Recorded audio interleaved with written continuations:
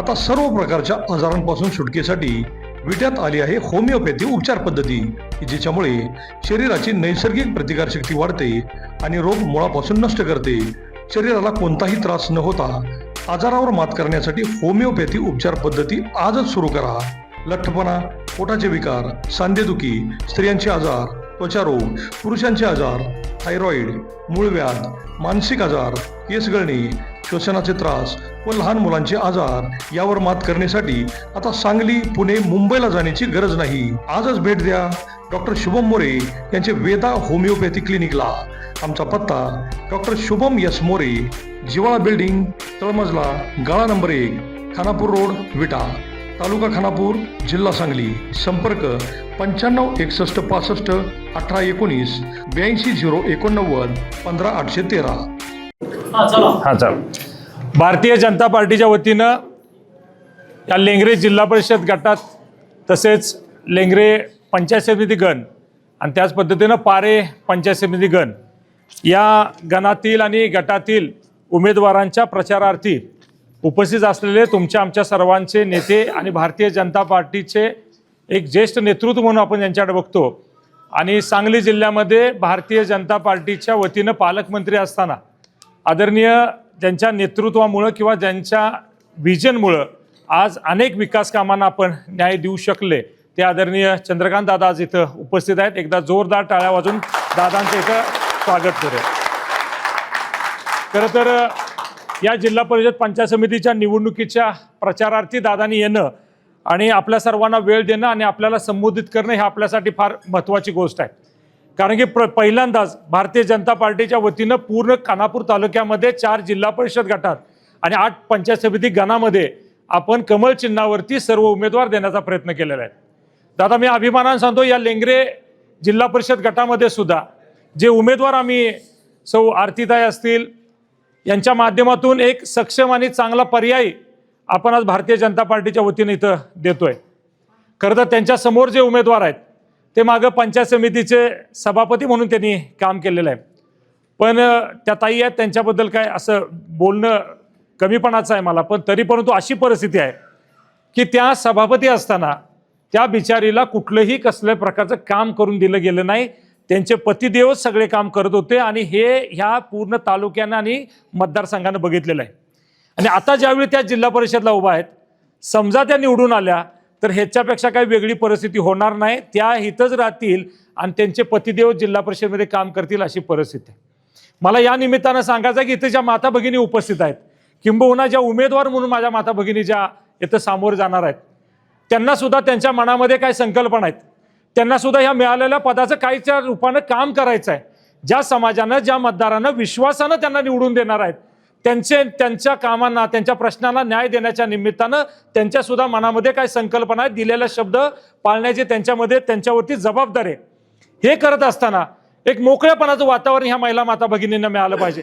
त्यांना स्वतःचे निर्णय स्वतः घेता आले पाहिजेत. ज्या जिल्हा परिषद पंचायत समितीमध्ये ते जाणार आहेत तिथले विकास कामं जास्तीत जास्त आणणं आणि आपल्या मतदारसंघाचा विकास करण्यामध्ये ते वापरणं हे त्यांना सुद्धा अभिप्रेत आहे. परंतु दुर्दैवानं अशी परिस्थिती आहे की पंचायत समिती जिल्हा परिषदमध्ये आतापर्यंत निवडून गेलेला भले पुरुष मंडळी असतील ना, तर इथल्या काय महिला माता भगिनी त्यांना ह्या पंचायत समिती जिल्हा परिषदमध्ये कामच करून दिलं जात नाही. फक्त सत्कार स्वीकारणं, कार्यक्रमाला उपस्थित राहणं आणि नारळ फोडणं ह्याच्या व्यतिरिक्त कुठलंही काम त्यांना करता येत नाही. हे दुर्दैव आहे आपल्याकडं, हे दुर्दैव. आणि हे बदलायच्या निमित्तानं आपण ज्या आता महिला उमेदवार देतोय त्या निवडून येतीलच येतील, पण मन मोकळेपणानं त्यांना काम करायची संधी सुद्धा भारतीय जनता पार्टीमध्ये मिळेल हे मी या निमित्तानं तुम्हाला नमूद करतो ना, याची मला खात्री आहे. कारण मी दादांच्यावर काम करताना अनेक वेळा बघितलेलं आहे. दादांचं नेहमी असते एखादी माता भगिनी किंवा कुणीही असेल तो त्याच्या पदाला 100% न्याय देण्यामध्ये त्याला मन मोकळेपणानं आणि अगदी चांगल्या पद्धतीनं त्याला काम करायची संधी भारतीय जनता पार्टीमध्ये.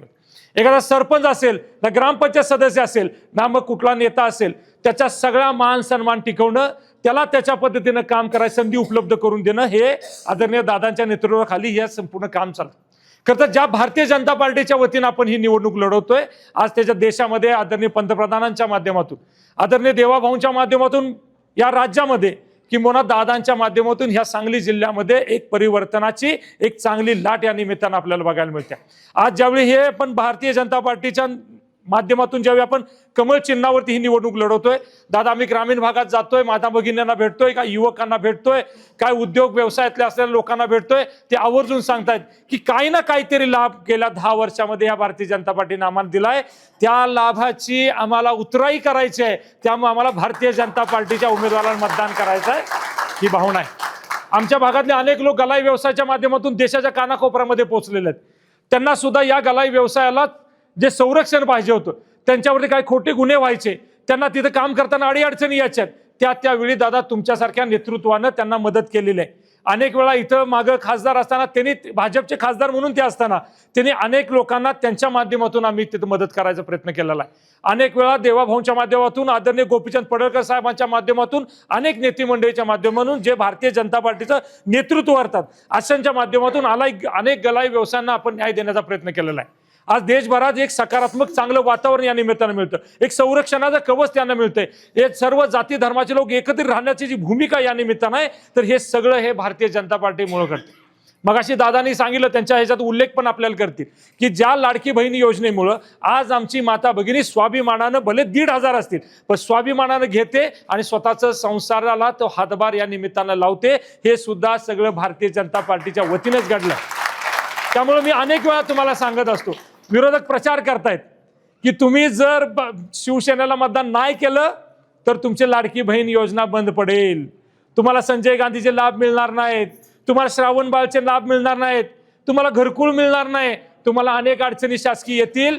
दादा आम्हाला तुमच्या माध्यमातून इथं सांगायचं आहे की तुम्ही आम्हाला आश्वासित करायचं आहे की ठीक आहे, तुम्ही आमचे मित्रपक्ष आहात, आपण महायुती म्हणून राज्यात काम करतोय, तरी परंतु मोठा भाऊ हा भारतीय जनता पार्टी आहे आणि भारतीय जनता पार्टीचे मुख्यमंत्री आहेत, आम्हाला कुठलीही कसल्या प्रकारची अडचण या निमित्ताने येणार नाही, ही भूमिका आपल्याला तिथं दादा सांगणं गरजेचं आहे.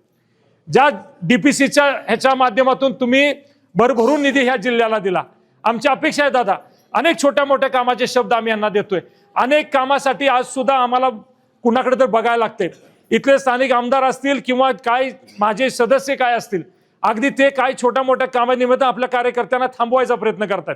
ज्या पंचायत समितीमध्ये जात असताना आपल्या विचाराचे काय जे सरपंच आहेत, काय ग्रामपंचायत सदस्य आहेत, त्यांना दादा हिंतीची वागणूक मिळते, दुय्यम वागणूक मिळते. आज इथं भूडचे सरपंच इथं उपस्थित आहेत, त्यांच्या पत्नींनाच आपण इथं पंचायत समिती उमेदवारी दिल्या, त्याच्या छोट्या छोट्या कामाला त्याला इतकी अडवणूक त्याची झाली की त्या पंचायत समितीत जायचं का नाही असा प्रश्न त्यांना मिळतोय. म्हणून तुमच्या आमच्या स्वाभिमानासाठी आणि अशा कार्यकर्त्याला जे अडवलं जातं ही अडवणूक थांबवण्यासाठी पंचायत समिती यावेळी आपल्याला भारतीय जनता पार्टीची करायची आहे, यासाठी आपल्याला कामाला लागायचं. छोट्या छोट्या गोष्टी आहेत, छोट्या छोट्या गोष्टी आहेत, त्याच्यात थोडंसं आपण लक्ष दिलं, छोट्या छोट्या गोष्टीमध्ये आपण जर लोकांच्यापर्यंत पोहोचलो, त्याने आज त्यांच्या अडीअडचणी जाणून घेतल्या, ते सोडवण्याच्या निमित्तानं आपण पक्षाच्या वतीनं आश्वासकपणे त्यांना जर आत्मविश्वास दिला तर मला खात्री आहे की लोक आपल्या बरोबर येतील.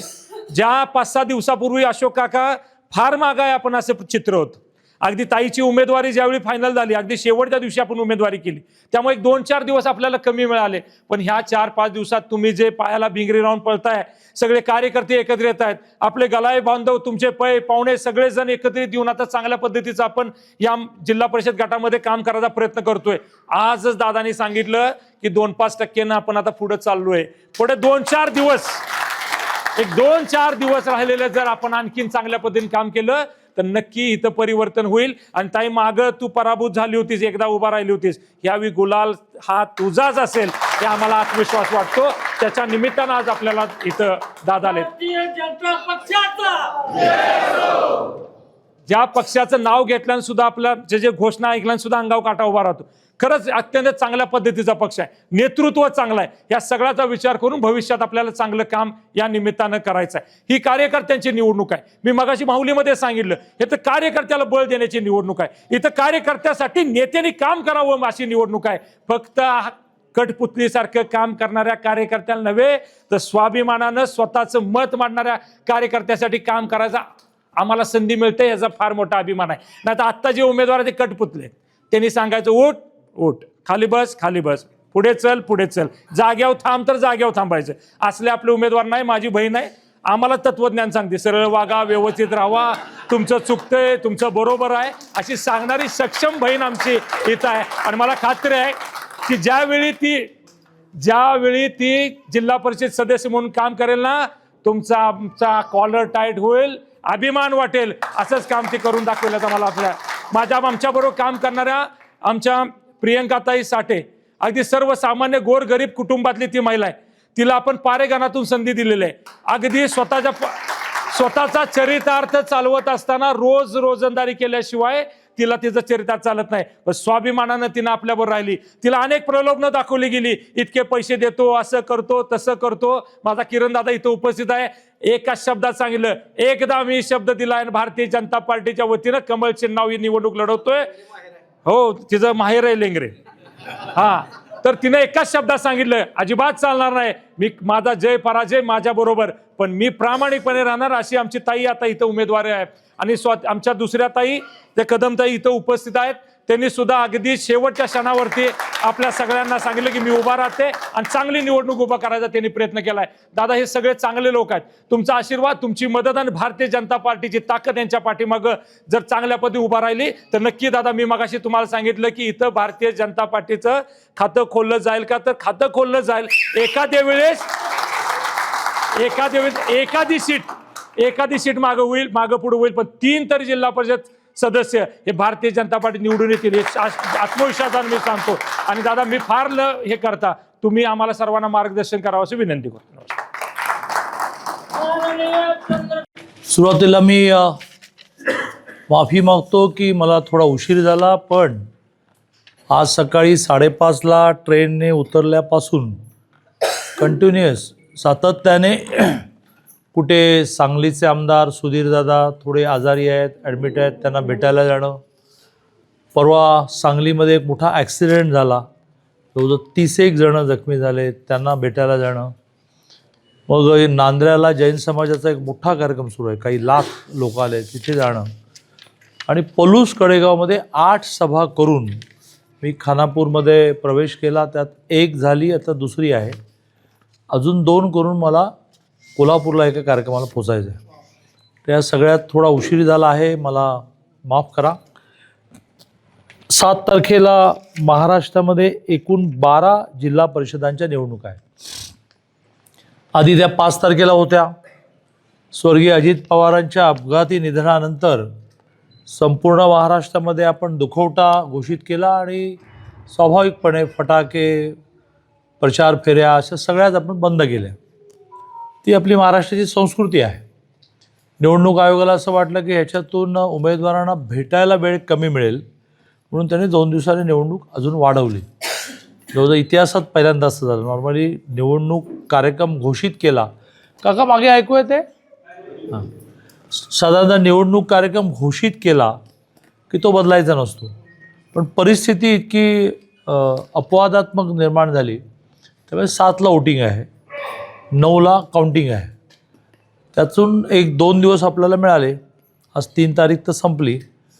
4, 5, 6 असे 3 अख्खे दिवस आपल्या हाताशी आहेत.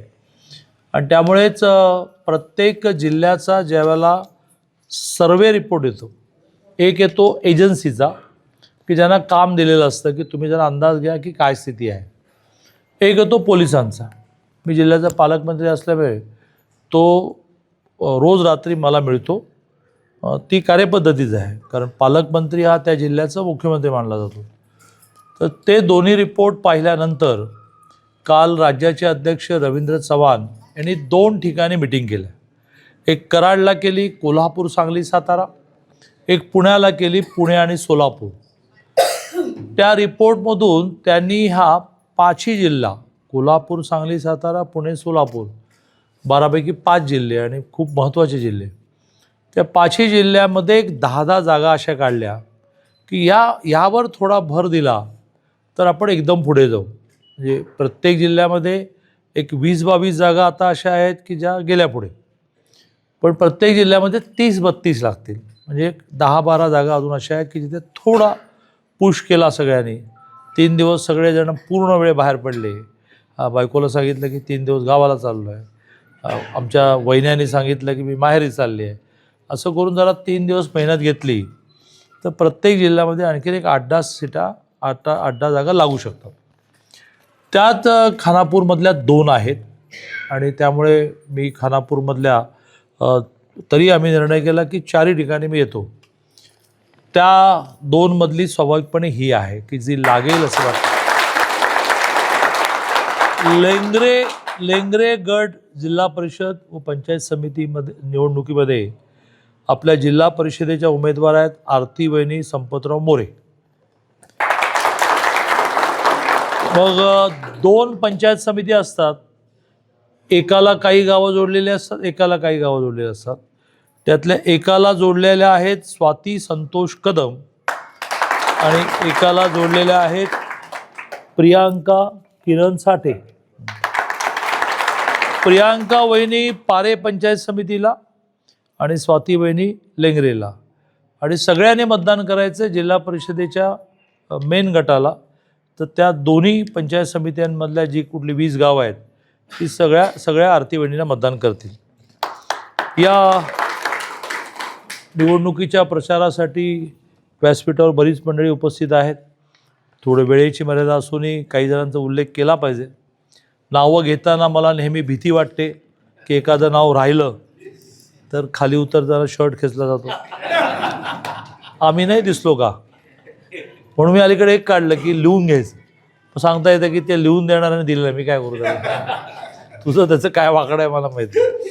वैभवदादा पाटील, तालुका अध्यक्ष दाजीबा पवार, ओबीसी जिल्हा अध्यक्ष संग्राम नाना माने, जिल्हा सरचिटणीस अविनाश चौथे, राजू शेठ जानकर, मनोज देवकर, श्रीरंग अण्णा शिंदे, प्रशांत दादा सावंत आणि उत्तम शेठ कदम अशी व्यासपीठावर उपस्थित सर्व आपले वेगवेगळ्या जबाबदाऱ्या घेऊन काम करणारे नेते आणि उपस्थित कार्यकर्ते, मतदार बंधू आणि भगिनींनो, मी आपल्याला 3 दिवसासाठी 2 कामं द्यायला आलेलो आहे.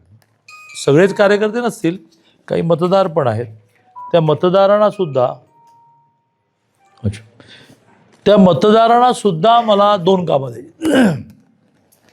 पहिलं काम असं आहे की इथून उठलं की अपोजिट पार्टीच्या जो कोणी आपल्या ओळखीचा आहे त्याला चहा प्यायला घरी बोलवायचं. तर तो म्हणाल की अरे ते वैभवदाने बघितलं तर त्यांना संशय येईल, विरोधक का घरी आले. मी सांगतो ना का बोलवायचं. त्यांना चहा गरम देऊन असं म्हणायचं की तुम्हाला मतदान लोकांनी का करावं.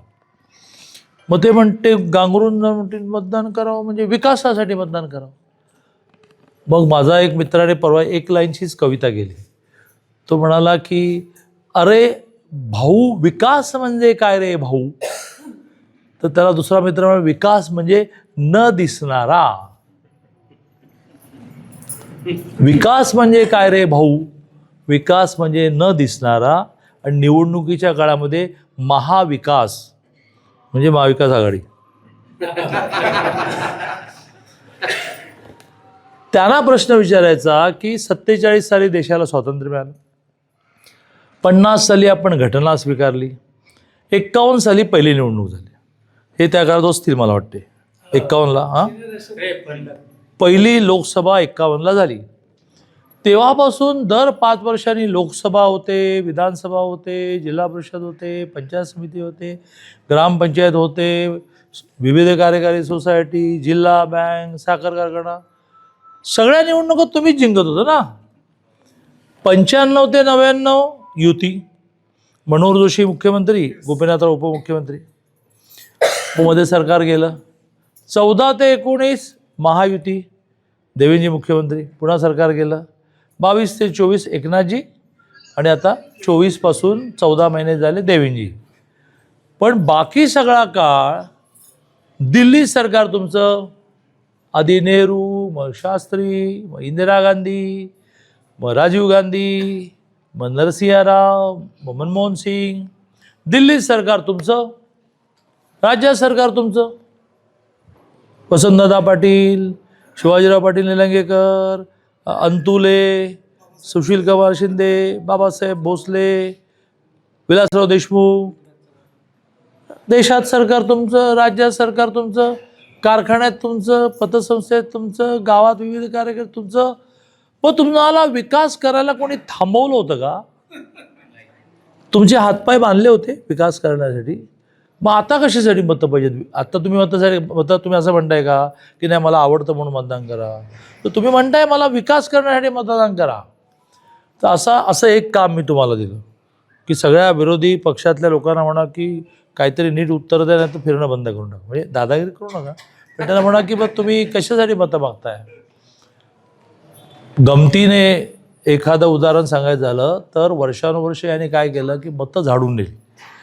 एकदा काय झालं की निवडणुकीला पांढरे शुभ्र कपडे घातलेले पुढारी एका गावामध्ये गाडीतून उतरल्या त्यांनी रुमाल काढला, नाकाला लावला आणि म्हणाले काय घाण आहे इथे, कोणी इथे झाडू मारायला येतो की नाही.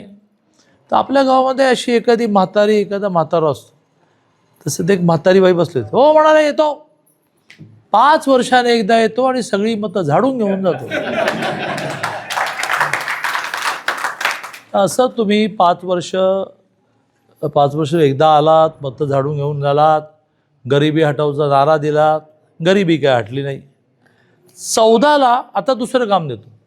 आता आपले नातेवाईक, मित्र, भाऊबंद, नोकरी करतो तिथले सहकारी, व्यापार करतो तिथले कस्टमर म्हणजे ग्राहक, या सगळ्यांना असं म्हणायचं पुढचे 3 दिवस की बरं आम्हाला मतं द्या. तुम्हाला का मतं द्या.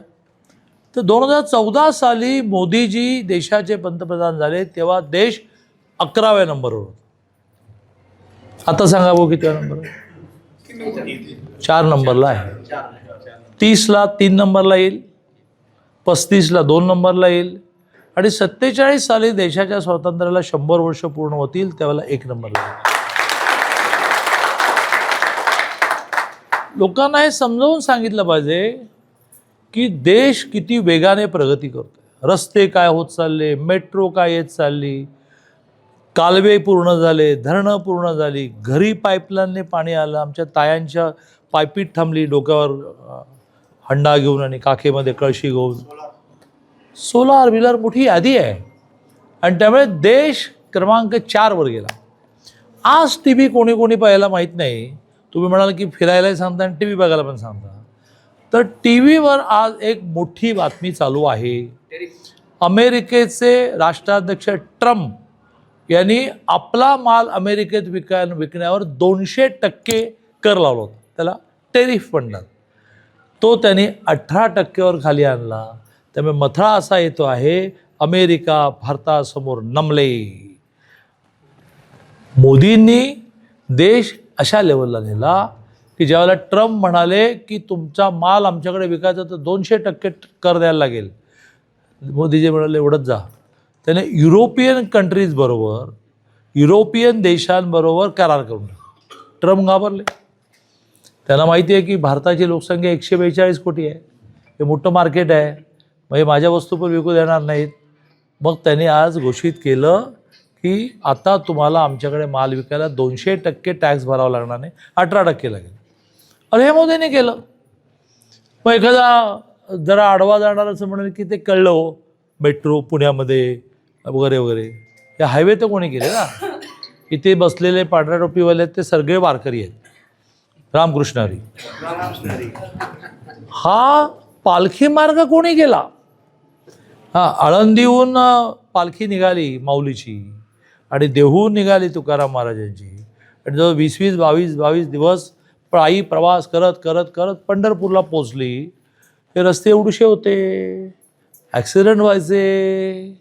रात्री मुक्कामाला ज्या गावात थांबायचे त्या गावात नंतर 8 दिवस कोणी थांबायचंच नाही, कारण उघड्यावर लोक घाण करायचे. रस्ते रुंद झाले, रस्ते सिमेंट कॉन्क्रीटचे झाले, वारकऱ्यांचे ॲक्सिडेंट थांबले. मुक्कामाच्या गावाला 5-5 हजार संडास निर्माण व्हायला लागले. त्याचे 3 सेट तयार झाले की इथे वारकरी उतरतील तोपर्यंत पुढच्या 3ऱ्या गावाला 5,000 संडास, 15,000चा सेट असतो. वारकऱ्यांनी बाहेर संडासला जायचं नाही. गावातले लोक आनंदाने वारकऱ्यांना प्रसाद द्यायला लागले. काही घाण नाही काय नाही. त्याला स्वच्छ आणि निर्मल वारी नाव दिलं. हे कोणी केलं. प्रदक्षिणा मार्ग कितीतरी गोष्टी झाल्या. राम मंदिर कोणी केलं, काश्मीर भारतामध्ये टिकवला कोणी, अशी मोठी यादी आहे.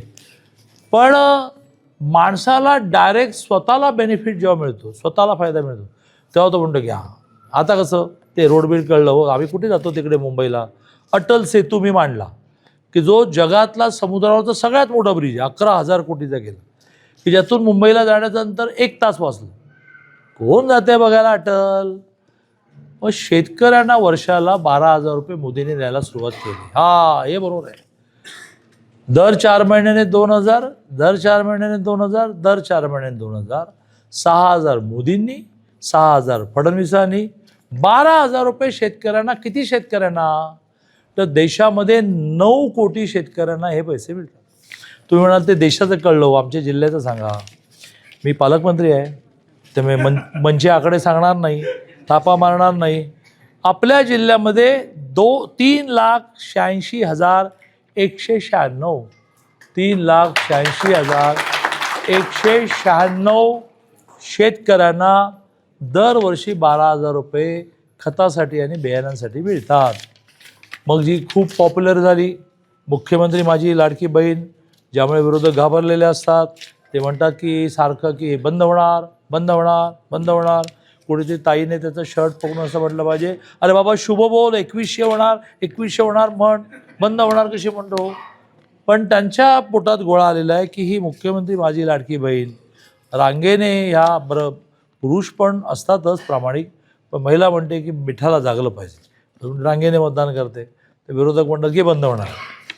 आता ती महाराष्ट्रामध्ये 2,42,00,000 महिलांना मिळते.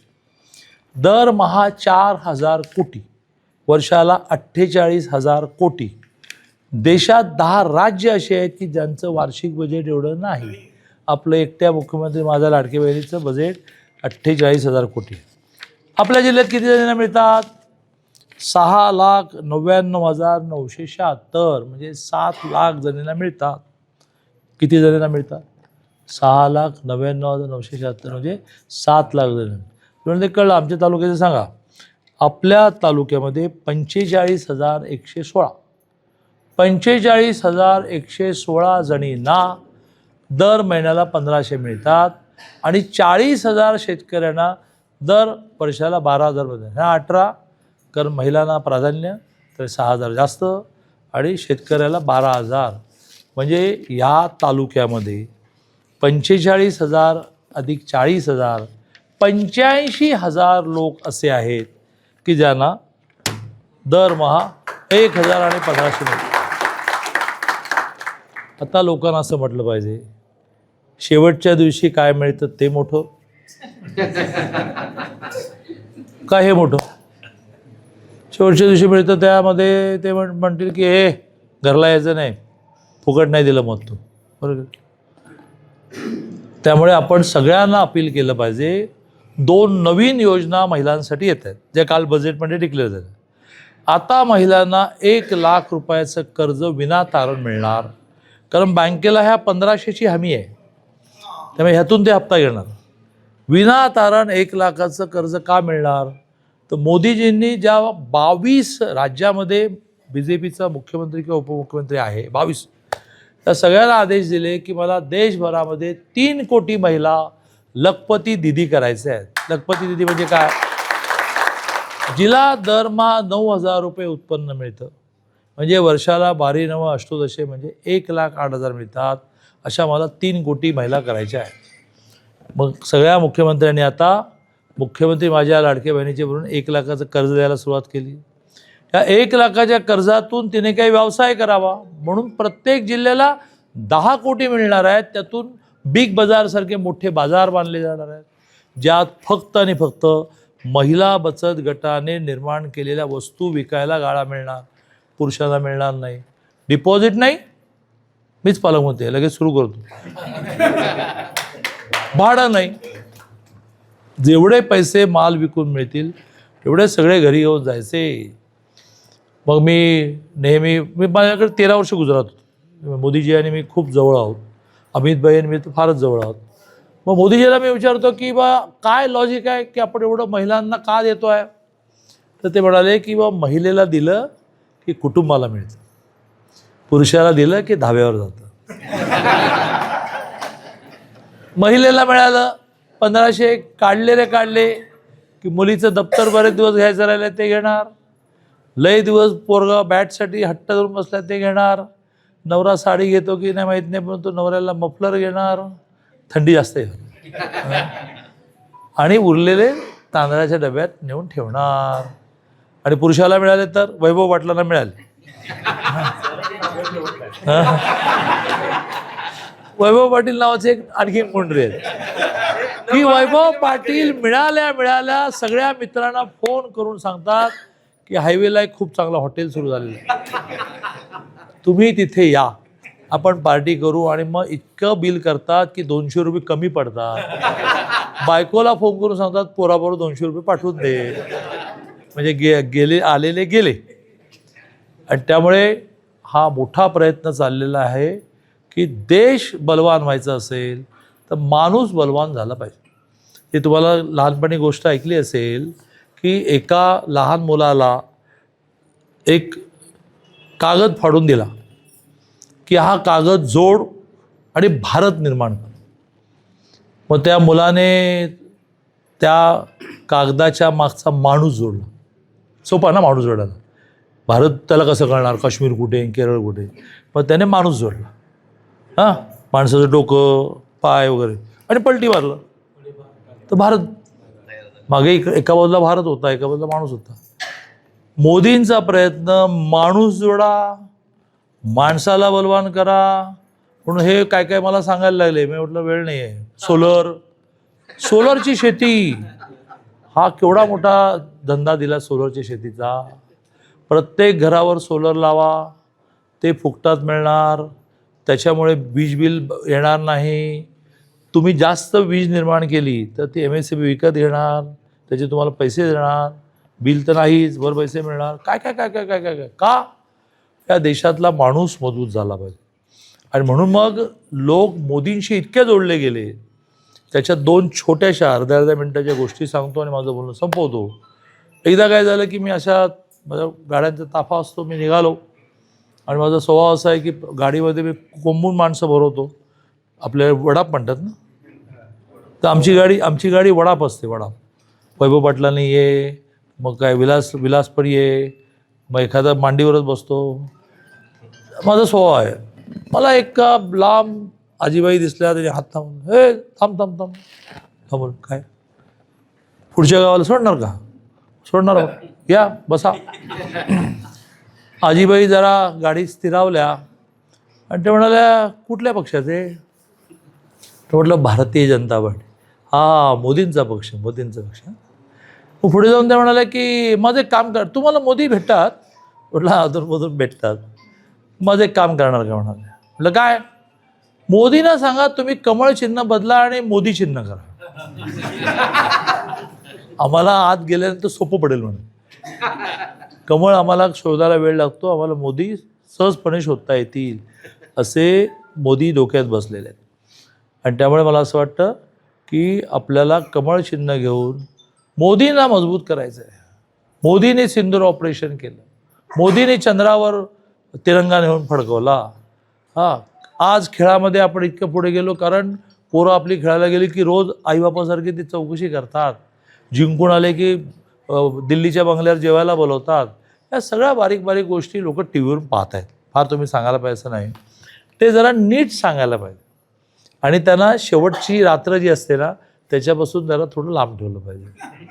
काय बरोबर ना? हां, आपण कॉन्टॅक्टमध्ये राहायला पाहिजे. त्यामुळे एक तर विरोधकांना विचारा काम होतं आणि लोकांना सांगा आम्हाला काम होतं. तर मला असं वाटतं की ही सीट खूप टचमध्ये आलेले आहे. त्याला शब्द वापरतात बॅटल टू एज BJP असं त्याचा इंग्लिश शब्द आहे. म्हणजे लढत पण BJPच्या दिशेने, अशी ही सीट दिसते आहे. आज रात्री पुन्हा काय रिपोर्ट येतो बघतो, कारण निवडणुकीच्या शेवटचे 3-4 दिवस ती सारखी झिगझॅग चालू असते, पुढे गेली मागे गेली. आता आज समजा मी सभा केल्या तर रात्रीचा रिपोर्ट बघत राहा की पलूस कडेगावच्या गेल्या पुढे, ते बघून उद्या समजा आणखी कोणीतरी त्याने नेता आणला आणि त्याने गाड्या भरून सभा झाल्या. कारण शेवटी सामान्य माणसाचं मन जे असतं ना, अरे त्यांचा प्रभाव दिसतोय, जोर दिसतोय, मग तो विजयाच्या दिशेने मतदान करतो.